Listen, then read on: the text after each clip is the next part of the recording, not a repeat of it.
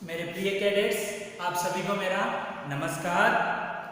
आज हम 10वीं कक्षा से संबंधित गद्य भाग में जो पहला अध्याय है बड़े भाई साहब, इसका अध्ययन गत वीडियो में पहले भाग में हमने जो है बड़े भाई साहब इसका संक्षिप्त सारांश देखा।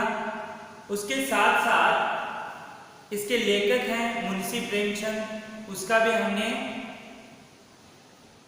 समग्र अध्ययन किया, उनका परिचय हासिल किया। उसके साथ साथ जो है इस आगे बढ़ने से पहले हम जो कड़ी को जोड़ने के लिए पहले क्या करेंगे, पिछला जो भाग का कुछ ज्ञापन करेंगे। जैसे कि बड़े भाई साहब जो हैं और उनका एक छोटा भाई है। बड़ा भाई हमेशा जो है छोटे भाई पर रौब दिखाता है, यानी उसे अच्छी राह पर लाने के लिए वह दिन रात मेहनत करता है और उसे कुछ न कुछ बताता रहता है। उसी प्रकार जो छोटा भाई है वह हमेशा बड़े भाई के जो बताने का जो तरीका है उसे वह पसंद नहीं करता है। बड़े भाई साहब का उम्र जो है 14 साल है और छोटे भाई का उम्र 9 साल है, और इतना 5 साल का अंतर होते हुए भी दोनों के बीच जो है 3 दर्जा यानी 3 क्लास का उतना ही अंतर है। और बड़े भाई हमेशा छोटे भाई को डांटते रहते हैं। छोटा भाई है जो वह हमेशा खेल कूद में ज़्यादा दिलचस्पी दिखाता है।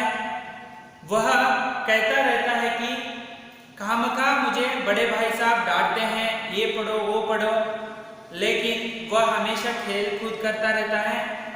जैसे कंकर उछालना, कागज के तितलियां बनाकर उड़ाना, मित्र मिल गए तो उनके साथ बातें करना, यह सब करता था। जब भी वह घर आते तो उनको डांट फटकार जो है बड़े भाई से मिलता। उसी प्रकार तब वह कहते हैं कि बड़े भाई साहब जो उसे हर बार देखते रहते हैं और डांटते हैं, वह छोटा भाई है जो वह अपनी गुनाह कबूल कर मैं बड़े भाई होते हुए उनको कुछ नहीं कर पाऊंगा, इसीलिए वो क्या करते हैं, वह चुप रहते हुए सहते हैं, उनके हामी में हामी मिलाते हैं। लेकिन जो है एक बार ऐसे ही फिर से दोहराने के बाद छोटे भाई बड़े भाई कहते हैं, ऐसे ही करते रहोगे तो अंग्रेजी जो है कोई एक अक्षर भी आपके दिमाग में नहीं जाएगा, आप ऐसे ही नीचे बैठे रहोगे।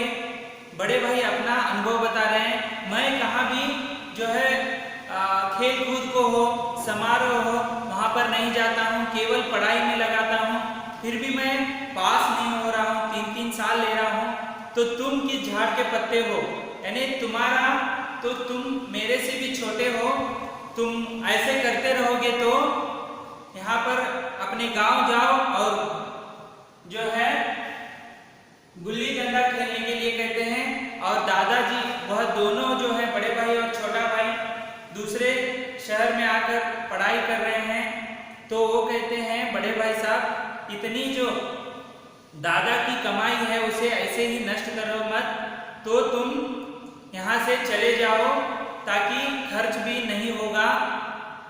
तो इस प्रकार कहते हैं। यह सब कौन सुनता है, छोटा भाई सुनता है।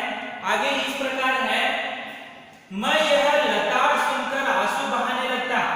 लताड़ यानी डांट फटकार, जवाब ही क्या था, अपराध तो मैंने किया, लताड़ कौन सहे, अपराध किया था वो जरूर खेल कूद के लिए जाता था, लेकिन लताड़ कौन सुने, जो है वह डांटते थे, वो कौन सुने। भाई साहब उपदेश की कला में निपुण थे। देखिए वो बड़े भाई को कहते हैं कि उपदेश देने में बहुत ही आगे थे। ऐसी ऐसी लगती बातें कहते जैसे जैसे सूती बाण चलाते कि मेरे जिगर के टुकड़े टुकड़े हो जाते और हिम्मत टूट जाती। यानी यहाँ पर जो है जिगर टूटना यानी हृदय में आघात पहुंचना, हृदय में आघात पहुंचना और हिम्मत टूट जाती है उनकी। इस तरह जान तोड़कर मेहनत करने की शक्ति में अपने मैं न पाता था, यानी वो खुद को खो देते और उस निराशा में जरा देर के लिए मैं सोचने लगता क्यों न घर चला जाऊं। देखिए ये सब सुनकर बड़े भाई के बातें वह घर जाने की सोच रहा है। जो काम मेरे बूते के बाहर है उसमें हाथ डालकर क्यों अपनी जिंदगी खराब करूं, ऐसे करते रहूंगा तो जिंदगी खराब हो जाएगी, ऐसे छोटे भाई का सोचना है। लेकिन उसे पता नहीं है कि बड़े भाई साहब जो है उसकी अच्छाई के लिए ही वह मार्गदर्शन हो, उपदेश हो देते हैं। मुझे अपना मूर्ख रहना मंजूर था। देखिए बड़े भाई हैं, उन्हें कुछ कह नहीं सकते, इसलिए मूर्ख बने रहना है, नहीं आपको चुप रहना। लेकिन उतनी मेहनत से मुझे तो चक्कर आ जाता था। लेकिन इतना मेहनत करना, जो बड़े भाई का एक टाइम टेबल था उसे फॉलो करना, इसे बरकरार रखना उसे कठिन था, चक्कर आ जाता। लेकिन घंटे 2 घंटे के बाद निराशा के बादल फट जाते और मैं इरादा करता कि आगे से खूब जी लगाकर पढ़ूंगा। वो सोचता है कि वो जो सपने थे वो उसके जो गुब्बारे थे फूट जाते और आगे कहता है एक बार कि मैं खूब पढ़ूंगा। चटपट एक टाइम टेबल बना डालता, यानी तुरंत एक टाइम टेबल बना देता विषय के संबंधित, बिना पहले से नक्शा बनाए कोई स्कीम तैयार किए काम कैसे शुरू करूं, यानी कोई भी जो काम करने से पहले उसका जो ढांचा है किस तरह बनाना है उसे तैयारी करनी पड़ती है। टाइम टेबल में खेल कूद की मद बिल्कुल उड़ जाती। देखिए टाइम टेबल यदि बनाते तो उसमें खेल कूद का जरा भी समय नहीं होता। प्रातःकाल 6 बजे काम कैसे शुरू करूं, टाइम टेबल में खेल कूद की मद बिल्कुल उड़ जाती। प्रातःकाल 6 बजे उठना, मुंह हाथ धोना, नाश्ता कर पढ़ने बैठ जाना, 6 से 8 तक अंग्रेजी, 8 से 9 तक हिसाब, यह इस प्रकार आगे जो है बढ़ता जाता है। टाइम टेबल जो है इस प्रकार है। आगे कहते हैं 9 से 9:30 तक इतिहास, फिर भोजन और स्कूल, 3:30 बजे स्कूल से वापस होकर आधा घंटा आराम। देखिए किस प्रकार बड़े भाई साहब का टाइम टेबल है। 4 से 5 तक भूगोल पढ़ना, 5 से 6 तक ग्रामर, आधा घंटा हॉस्टल के सामने ही टहलना, आधा घंटा उतना ही। 6:30 से 7 तक अंग्रेजी कंपोजिशन, फिर भोजन करके 8 से 9 तक अनुवाद, 9 से 10 तक हिंदी, 10 से 11 तक विविध विषय, फिर विश्राम। देखिए दिन भर जो है इतने सब विषयों में खेल कूद का समय नहीं है, केवल आधा घंटा जो है हॉस्टल के बाहर सामने टहलने का उतना ही समय दिया गया है। ये सब जो बड़े भाई ने बनाए हुए थे ये छोटे भाई को कतई पसंद नहीं था। आगे देखिए, मगर टाइम टेबल बना लेना एक बात है। देखिए तैयारी करने से पहले, वो कार्य करने से पहले तैयारी करना, टाइम टेबल बना लिया था, उस पर अमल करना दूसरी बात है। बना लिया है तो अमल भी करना पड़ता है। पहले ही दिन उसकी अवहेलना शुरू हो जाती। अवहेलना यहाँ पर उसे ठुकराना। मैदान की वह सुखद हरियाली, हवा के हल्के हल्के झोंके, फुटबॉल की वह उछल कूद, कबड्डी के वह दांव भाव, वॉलीबॉल की वह तेजी और फुर्ती मुझे अज्ञात और अनिवार्य रूप से खींच ले जाती। देखिए जो है वो टाइम टेबल है बना लिया, लेकिन उसे अमल में लाना इसकी बलबूते में नहीं था। वह क्या करता, फिर से हरियाली, सुखद हरियाली, हल्के हल्के हवा, फुटबॉल वॉलीबॉल खेलने के लिए उधर ही मन उसका लगा रहता। वह जानलेवा टाइम टेबल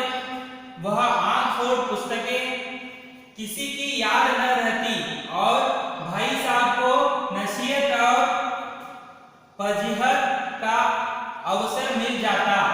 मैं उसके साथ से भागता, उनकी आंखों से दूर रहने की चेष्टा करता, कमरे में इस तरह दबे पांव आता कि उन्हें खबर न हो।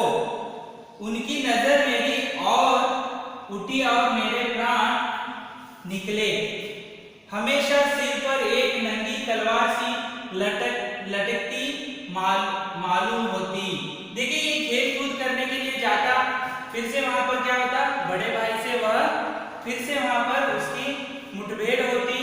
तो यहाँ पर जो है नंगी तलवार यानी जो है डांटना, लड़ना, ये जो होता है, तो दोनों के बीच फिर से वह बड़े भाई जो है उसे डांटने के लिए तैयार होते। फिर भी जैसे मौत और विपत्ति के बीच में भी आदमी मोह और माया के बंधन में जकड़ा रहता है। देखिए संसार जो है क्षणिक है, ये सुख सुविधा क्षणिक है, फिर भी इस संसार में इंसान डूबा रहता है। उसी प्रकार ये सब डांट फटकार होते हुए भी वो कह रहा है कि मोह माया में बंधन में जकड़ा हुआ था, यानी बंधन हुआ था। मैं फटकार और गुड़कियां खाकर भी खेल कूद का तिरस्कार न कर सकता था। गुड़कियां खाना यानी डांट खाना, ठीक है। ये होते हुए भी मैं क्या नहीं कर सकता था, जो है बड़े भाई का जो डांट सहते हुए भी ये छोड़ नहीं सकता था। आगे कहते हैं सालाना इम्तिहान हुआ, इम्तिहान यानी परीक्षा हुआ। भाई साहब फेल हो गए, जो बड़े भाई है फेल हो गए, मैं पास हो गया और दर्जे में प्रथम आया।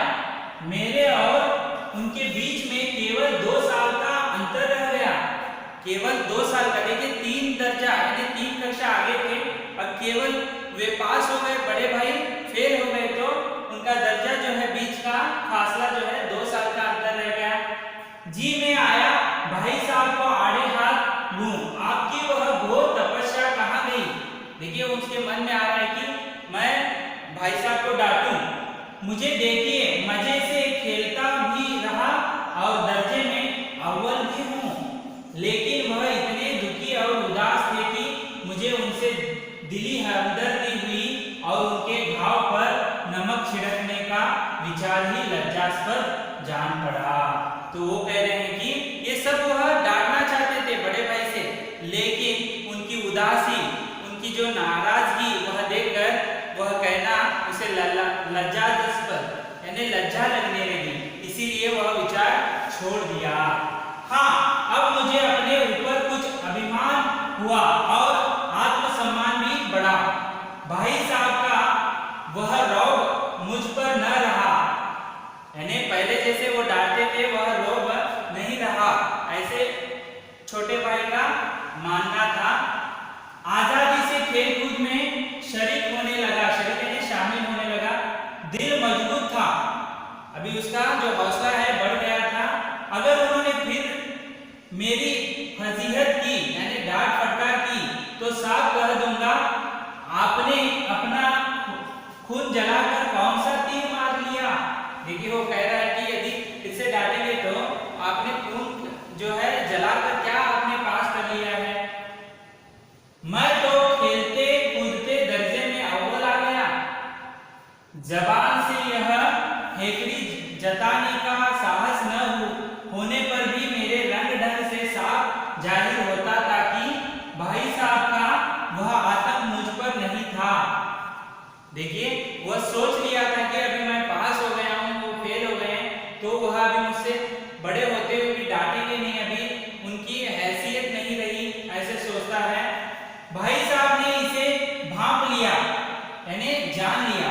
उनकी सहज बुद्धि बड़ी तीव्र थी और एक दिन जब मैं भोर का सारा समय गुल्ली डंडे की भेंट करके ठीक भोजन के समय लौटा तो भाई साहब ने मानो तलवार खींच ली और मुझ पर टूट पड़े।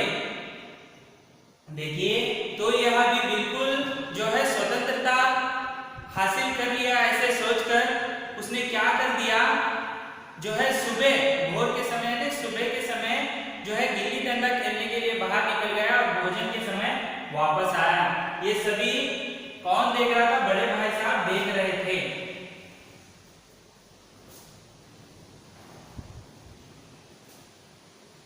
इस साल पास हो गए और दर्जे में अव्वल आ गए तो तुम्हें दिमाग हो गया है, मगर भाईजान घमंड तो बड़े बड़े का नहीं रहा। तुम्हारी क्या हस्ती है, इतिहास में रावण का हाल तो पढ़ा ही होगा। उसके चरित्र से तुमने कौन सा उपदेश किया। तो देखिए यहाँ पर कह रहे हैं कि बड़े बड़े की हेकड़ी यानी घमंड जो है निकली है। तुम किस चीज, तुम किस झाड़ के पत्ते हो, यानी यहाँ पर रावण की तो बात आपने सुना होगा। घमंड के वजह से, अहम के वजह से वह अपना सारा साम्राज्य जो है छोड़कर मृत्यु प्राप्त कर ली। महज इम्तिहान पास कर लेना कोई चीज नहीं, असल चीज यह है कि आगे देखिए, बुद्धि का विकास, यानी वो कहते हैं केवल पास होना उतना ही नहीं, आप दर्जा उतना ही दूसरे यानी वहां पर बढ़ती जो है आपने ले ली, लेकिन बुद्धि का विकास होना जरूरी है। कुछ पढ़ो, उसका अभिप्राय समझो। रावण भूमंडल का स्वामी था। वह उदाहरण देते हुए उसे बता रहे हैं कि घमंड उतना नहीं होना है। रावण भी भूमंडल का यानी पूरे विश्व का स्वामी था, यानी राजा था। ऐसे राजाओं को चक्रवर्ती कहते हैं। आजकल अंग्रेजों के राज्य का विस्तार बहुत बड़ा हुआ है, पर उन्हें चक्रवर्ती नहीं कह सकते। देखिए वे कहते हैं कि जितने भी अंग्रेज आए हैं बहुत सारे राजा थे, लेकिन उन्हें चक्रवर्ती नहीं कहते। संसार में अनेक राष्ट्र अंग्रेजों का आधिपत्य स्वीकार नहीं करते, बिल्कुल स्वाधीन है। रावण चक्रवर्ती राजा था। देखिए रावण एक ही है जो चक्रवर्ती राजा था। संसार के सभी मही बहने राजाएं, ठीक है, मही बहने राजा उसे कर देते थे, कर यानी टैक्स जो है देते थे। बड़े बड़े देवता उसकी गुलामी करते थे, बड़े बड़े देवता भी उसे गुलामी करते थे। आग और पानी के देवता भी उसके दास थे। दास यानी उसके जो अंडर रहते थे, दास कहते हैं उसे। मगर उसका अंत क्या हुआ, घमंड ने उसका नाम निशान तक मिटा दिया। कोई उसे एक चुल्लू पानी देने वाला भी न था, यानी थोड़ा बहुत पानी देने वाला भी नहीं था। आदमी और जो कुकर्म चाहे करे पर अभिमान न करे, इतराए नहीं, इतराए यानी यहाँ पर जो है पश्चाताप, अभिमान किया और दीन दुनिया दोनों से गया। यहाँ पर जो है बड़े भाई छोटे भाई से कह रहे हैं कि घमंड मत करो, पास हो गए तो। जो रावण है इतने लोगों का सभी का दास था, दास जैसे रख लिया था पानी और आग को, उसी प्रकार जो चक्रवर्ती कहलाया था। लेकिन जो है सीता माता को हरण करके राम द्वारा मारा गया। तो इतना बड़ा साम्राज्य होते हुए भी वह पानी में मिल गया, यानी उसकी मृत्यु हो गई। तो तुम कहाँ, तुम्हारा कहाँ घमंड लगेगा उनके सामने, ऐसे सब कहते हैं। आगे देखिए, शैतान का हाल भी पड़ा ही होगा। उसे यह अभिमान हुआ था कि ईश्वर का उससे बढ़कर सच्चा भक्त कोई नहीं है। जो है शैतान का एक कहानी बता रहे हैं। अंत में यह हुआ कि स्वर्ग से नरक में ढकेल दिया गया, उसे स्वर्ग से नरक को ढकेल दिया गया। शाहिदून ने, यानी यहाँ पर एक नाम है, ने भी एक बार अहंकार किया था, अहंकार ने घमंड किया था, भीख मांग मांग कर मर गया। सभी उदाहरण दे रहे हैं बड़े भाई साहब छोटे भाई को, वह उपदेश देने में, उसे अच्छे मार्ग पर लाने के लिए बहुत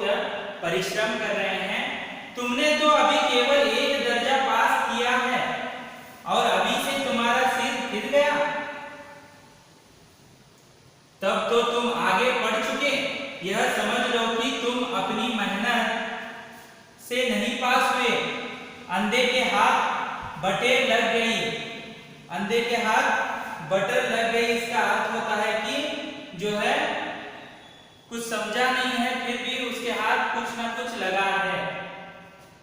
देखिए आगे कहते हैं, मगर बटेर केवल एक बार हाथ लग सकती है, यानी एक बार लेने के बाद वो जो है बटेर जो है लगते हैं, बार बार नहीं लेने आएगा, बार बार नहीं लग सकती। कभी कभी गुल्ली डंडे में भी आधा चोट निशान पड़ जाता है, इससे कोई सफल खिलाड़ी नहीं हो जाता। सफल खिलाड़ी वह है जिसका कोई निशान खाली न जाए, यानी यहाँ पर केवल इतना ही कह रहे हैं कि आपको परिश्रम करते रहना है, घमंड या अहंकार से ऐसे ही नहीं घूमना है। विद्यार्थियों का जो धर्म है कि वो पढ़ते रहे, विषयों में अवगत हो जाए कि उस विषय में ज्ञान भंडार जो है बढ़ने के साथ साथ बुद्धि का विकास भी होना जरूरी है, ऐसे कहते हैं। तो उसी प्रकार यहाँ पर देखिए,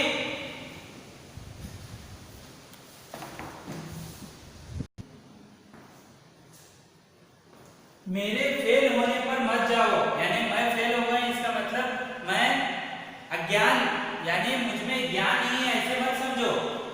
मेरे दर्जे में आओगे तो दांतों पसीना आ जाएगा, यानी कष्ट कितना है समझ में आएगा। जब अलजबरा और ज्योमेट्री के लोहे के चने चबाने पड़ेंगे और इंग्लिस्तान का इतिहास पढ़ना पड़ेगा। बादशाहों के नाम याद रखना आसान नहीं, 8 हेनरी हो गुजरे हैं, कौन सा कांड किस हेनरी के समय में हुआ, क्या यह याद कर लेना आसान समझते हो? हेनरी 7वें की जगह हेनरी 8वां लिखा और सब नंबर गायब, सपाचट सिपर भी न मिलेगा, सिपर भी हो इस ख्याल में दर्जनों तो जेम्स विलियम कोडियों चार्ल्स दिमाग चक्कर खाने लगता है, आंधी रोग हो जाता है। इन अभावों को नाम भी न जुड़ते थे, एक ही नाम के पीछे दोयम यानी 2, सोयम यानी 3, चाहरु यानी 4, पंचम यानी 5 लगाते चले गए। मुझसे पूछे तो 10 लाख नाम बता देता, लेकिन ये जो है एकम द्वयम ऐसे नाम रखे जाते थे। इस प्रकार जो है यहाँ पर हमने दूसरे जो इस अध्याय का दूसरे जो भाग में हमने जो है उसे उपदेश दे रहे हैं। केवल एक दर्जा पास होने के बाद वह अपना फिर से शरारत करने लगा है, इसीलिए इस उदाहरण के अनुसार वह उसे बता रहे हैं।